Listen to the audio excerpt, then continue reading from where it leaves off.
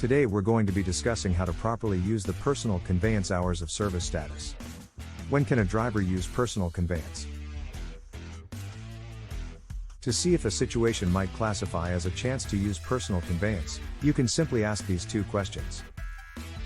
1. Is the driver moving a commercial motor vehicle for purely personal reasons?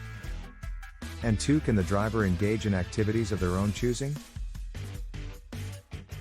If the answer to either or both questions is yes, then the movement can likely be classified as a personal conveyance move.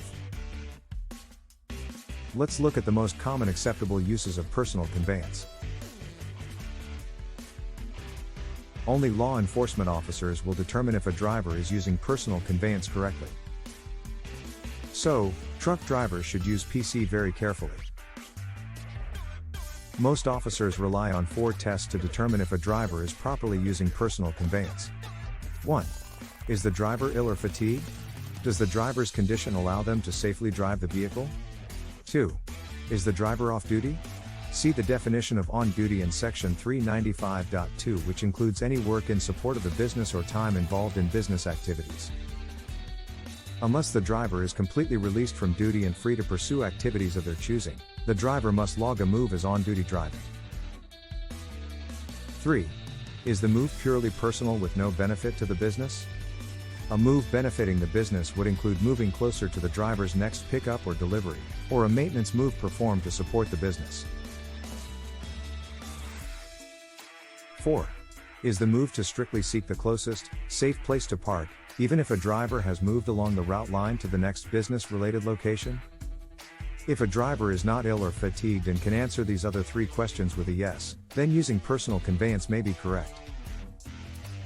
The FMCSA has provided some guidance on what they consider to be appropriate uses of personal conveyance. Although they offer 7 different scenarios, 4 are more common and can be remembered with the acronym STOP. S. Safe location. T. Terminal location. O. Off-duty meals or entertainment. P. Police request. Safe location for the FMCSA, time spent traveling to a nearby, reasonable, safe location to obtain required rest after loading or unloading is an acceptable use of PC. The time driving under personal conveyance must allow the driver adequate time to obtain the required rest before returning to on-duty driving, and the resting location must be the first such location reasonably available. A key consideration here is first such location.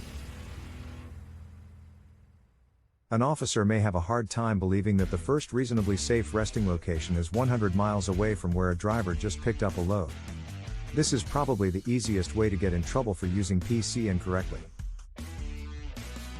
Terminal location: commuting between the driver's terminal and his or her residence, between trailer drop lots and the driver's residence, and between work sites and his or her residence can also be considered appropriate use.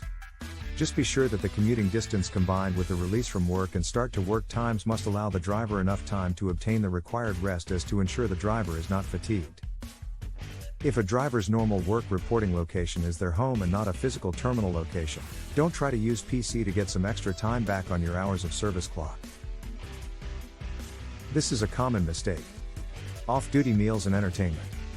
Drivers can also count the time spent traveling from their en route lodging, such as a motel or truck stop, to restaurants and entertainment facilities as personal conveyance.